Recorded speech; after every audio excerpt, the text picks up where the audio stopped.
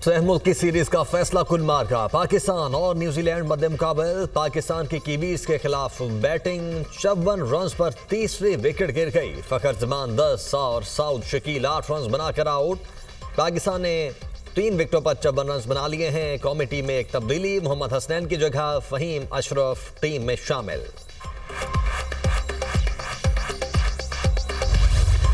Babar Azam one day में तेज तरीन 6000 run बनाने वाले बैटर्स में शामिल। बाबर आजम ने हाशिम आमला का तेज तरीन 6000 रन का रिकॉर्ड बराबर कर दिया। हाशिम आमला ने वनडे की 123 रन इनिंग्स में 6000 रन बनाए थे। बाबर आजम ने भी 123 वनडे इनिंग्स में 6000 रन बनाए। बाबर आजम ने न्यूजीलैंड के खिलाफ मैच में संगमील अबूर किया।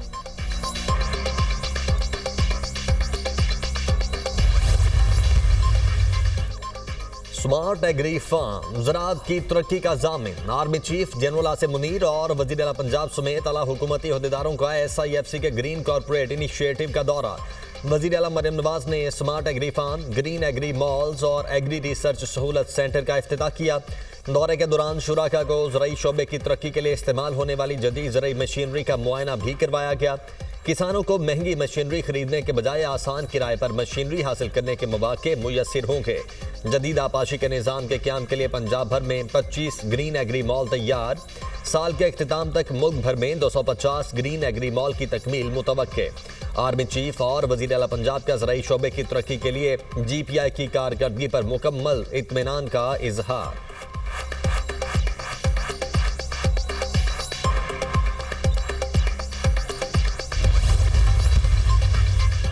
हरनाई में तहसील शारग में गाड़ी के करीब धमाका। डिप्टी कमिश्नर के मुताबिक धमाके में 11 अफराद जाँ बहक, 6 जख्मी। लेविस हुकाम का कहना है धमाका कोयले की कान में काम करने वाले मजदूरों की गाड़ी के करीब हुआ।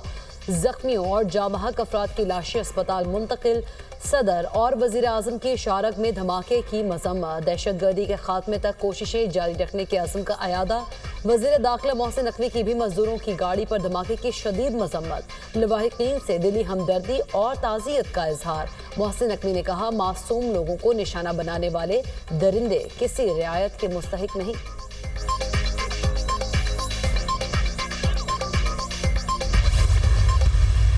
साहब ने लेटर लिख के उस लेटर को भी फुटबॉल की तरह एक दूसरे को पास ऑन किया जा रहा है। हमने बड़ी कोशिश की कि मसाइल सियासी का सियासी हल निकले। मुज़ाकरात के लिए कमेटी बनी, हुकूमत ने उससे राह फरार इख्तियार किया। अगर आप पाकिस्तान तहरीक इंसाफ के मेंबर्स को असम्बली के फ्लोर पे बोलने नहीं देते तो फिर अपने इरादों का इजहार कर ले। ये डेमोक्रेसी चलनी है या नहीं, आवाम की और तरफ देख ले। बानी PTI ने कौम की नुमाइंदगी करते हुए संजीदा खत लिखा। हमने सियासी मसाइल का सियासी हल निकालने की कोशिश की। हुकूमत ने मुज़ाकरात से राह फरार इख्तियार की। PTI के मेंबर्स को असम्बली में बोलने की इजाज़त नहीं दी जाती। चेयरमैन PTI बैरिस्टर गौहर की मीडिया से गुफ्तगू।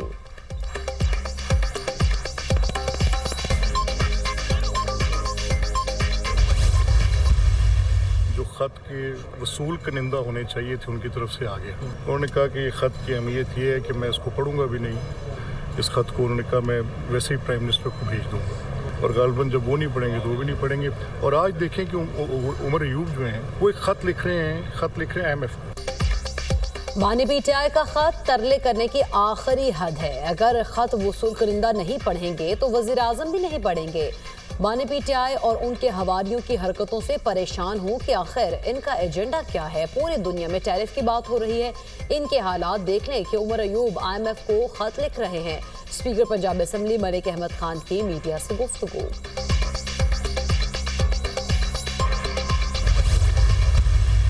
मोहतरम असद कैसर साहब अब हमारे साइड से सीनियर मौजूद हैं IT के मामले से। हाँ, मेरा सवाल अपने ही दोस्तों से है, मुझे क्यों निकाला? लोगों की इसमें मत आ जाइएगा वहाँ जी। हाँ जी जी ठीक है, बताइए। मुझे क्यों निकाला? रुकने कौमी असम्बली शेर अफजल मरबत का नारा। शेर अफजल मरबत के बयान पर हुकूमती अरकान का कहा। तहरीक इंसाफ अरकान खामोश रहे। शेर अफजल मरबत की ऐबान में आमद पर हुकूमती अरकान ने डेस्क बजाए। आप लोग इनको फंसवा न देना। स्पीकर या सादिक की मुस्कुराते हुए गुफ्तगू। This suggested certain amendments, anti-human trafficking और anti-baggery gangs जो ये बाहर exports कर रहे हैं और पाकिस्तान का image tarnish कर रहे हैं और unfortunately young girls were being exported for illicit purposes. So these laws have been amended in order to curb those menaces. And I believe that with the amendment of in these laws, things would improve और उनकी जो convictions हैं, prosecutions हैं, वो बेहतर होंगी. Senate में इंसानी स्मगलिंग की रोकथाम का बिल मंजूर, सजा 3 साल से बढ़ाकर 10 साल करने की तजवीज़. वज़ीर कानून आज़म नज़ीर तारड़ ने बिल ऐवान में पेश किया. कश्ती डूबने के हादसात हुए, हमारा इमेज खराब हुआ. अंडर एज गर्ल्स की स्मगलिंग का बड़ा संगीन इशू है. वज़ीर कानून आज़म नज़ीर तारड़ का सेनेट में इजहार ख्याल. कहा, पाकिस्तान से उम्रा ज़ायरीन की आड़ में भिखारी बैरून मुल्क जाकर मुल्क की बदनामी का बायस बन रहे हैं. कानूनी बिल्स का मकसद जुराइम में मुलव्वस अफराद को सख्त सजाएं देना है. सेनेट में इनकम टैक्स तरमीम बिल 2025 पेश. बिल को सिफारिशात के लिए कायमा कमेटी बराए खजाना भिजवा दिया गया.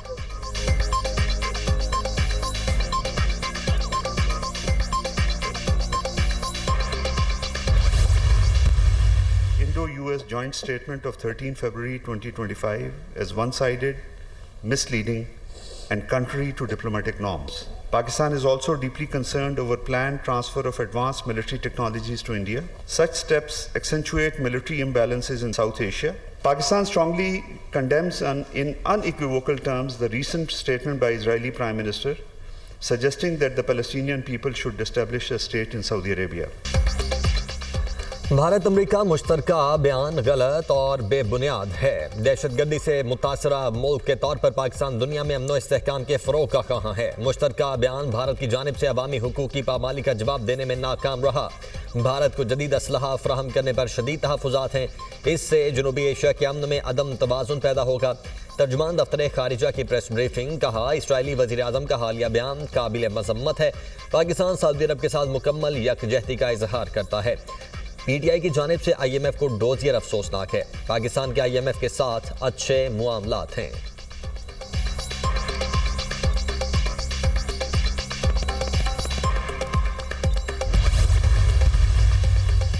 अमरीकी सदर डोनाल्ड ट्रंप का भारत को F-35 लड़ाका तैयारों समेत अरबों डॉलर्स का फौजी सामान देने का ऐलान. भारत को तेल और गैस फराहम करने का फैसला. तिजारती ताल्लुकात बढ़ाने का अयादा. भारत जितना टैरिफ लगाएगा हम भी उतना ही लगाएंगे. अमरीकी सदर ट्रंप और भारतीय वज़ीर आज़म नरेंद्र मोदी की मुश्तरका प्रेस कॉन्फ्रेंस. अमरीकी सदर ने कहा, यूक्रेन को नेटो में नहीं होना चाहिए. चीन से अमेरिका के बहुत अच्छे ताल्लुकात होंगे. चीन हमें यूक्रेन जंग खत्म करने में मदद दे सकता है. भारतीय वज़ीर आज़म नरेंद्र मोदी का तिजारत का हजम 2 गुना करने का अज़्म. कहा, लॉस एंजलिस में नया भारतीय सिफारत खाना खोलेंगे. डोनाल्ड ट्रंप को दौरे भारत की दावत भी दे दी.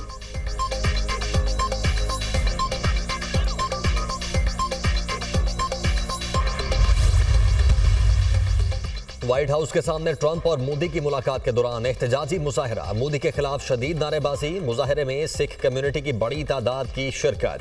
खालिस्तान के हक में नारे लगाए. भारत की दीगर अक़लियती कम्युनिटीज़ ने भी मुजाहरे में भरपूर शिरकत की और मोदी के खिलाफ नारे लगाए. मुजाहिरीन का कहना था कि मोदी अक़लियतों के हुकूक पामाल कर रहा है. अक़लियतों को मुसलसल तशद्दुद का निशाना बनाया जा रहा है. मुजाहिरीन ने मुतालबा किया कि सदर डोनाल्ड ट्रंप को मोदी के अक़लियत मुखालिफ इक़दामात की मज़म्मत करनी चाहिए.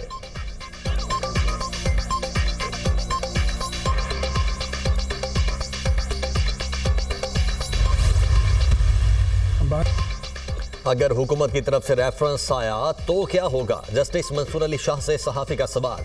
जब रेफरेंस आएगा तो देखा जाएगा. ऊपर अल्लाह ताला देख रहा है.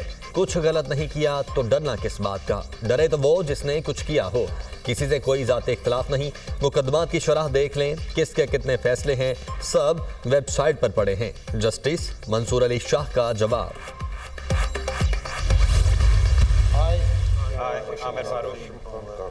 Do solemnly swear as Judge Supreme Court of Pakistan I will discharge my duties and perform my functions honestly in accordance with the Constitution of Islamic Republic of Pakistan and the law.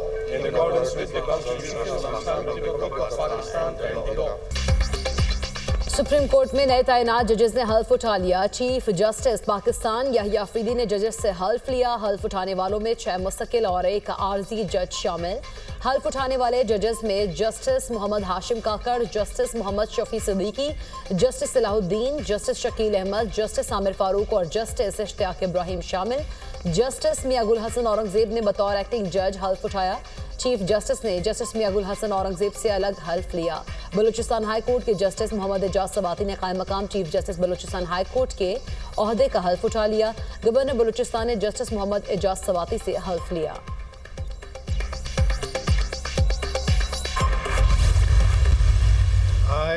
I, Justice Sardar Mohammad Sarfraz Dogar, do solemnly swear as Acting Chief Justice of Islamabad High Court that as Acting Chief Justice of Islamabad High Court, I will discharge my duties and perform my functions in accordance with the Constitution of the Islamic Republic of Pakistan and law. in accordance with the Constitution of the Islamic Republic of Pakistan and the law. Justice Sarfaraz Dogar ने कायम मकाम chief justice Islamabad high court का हल्फ उठा लिया। सदर मुमलिकत आसिफ अली जरदारी ने कायम मकाम चीफ जस्टिस से हल्फ लिया। जस्टिस जुनैद गफ्फार ने बतौर कायम मकाम chief justice Sindh high court हल्फ उठा लिया। गवर्नर सिंध कामरान टिछोरी ने जस्टिस जुनैद गफ्फार से हल्फ लिया। जस्टिस एसएम अतीक शाह ने कायम मकाम chief justice Peshawar high court के ओहदे का हल्फ उठा लिया। गवर्नर फैसल करीम कुंडी ने जस्टिस एसएम अतीक शाह से हल्फ लिया। तकरीब में वजीर आला केपी अली मीन गंडापुर की भी शिरकत।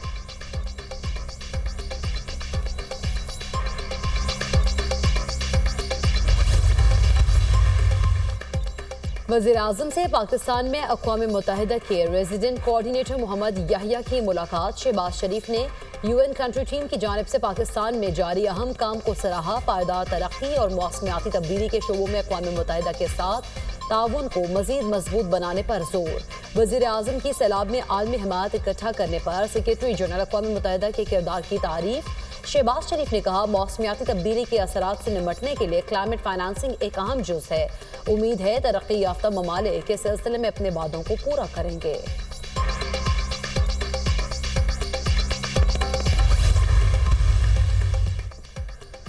वज़ीर आज़म शहबाज शरीफ को तुर्क सदर रजब तैयब एर्दोगान की तरफ से इलेक्ट्रिक कार का तोहफा। वज़ीर आज़म ने तुर्क सदर के हमरा गाड़ी ड्राइव की। दोनों रहनुमाओं के दरमियान खुशगवार माहौल में बातचीत।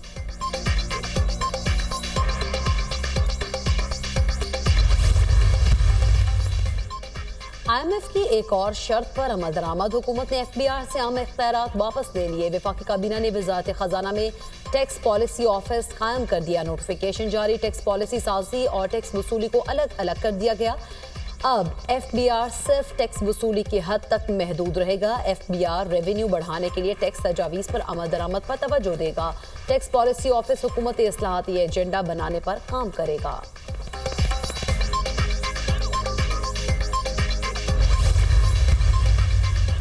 ICC चैंपियंस ट्रॉफी 2025 के लिए इनामी रकम का ऐलान। चैंपियंस ट्रॉफी जीतने वाली टीम को 62 करोड़ रुपए मिलेंगे और रनर अप टीम 31 करोड़ रुपए वसूल करेगी। इफ्तिताही मैच पाकिस्तान और न्यूजीलैंड के दरमियान खेला जाएगा। बड़े इवेंट के लिए बड़ी तैयारियां। इफ्तिताही तकरीब में JF-17, F-16 और शेर दिल लहू गरमाएंगे। तैयारों की नेशनल स्टेडियम के ऊपर रिहर्सल।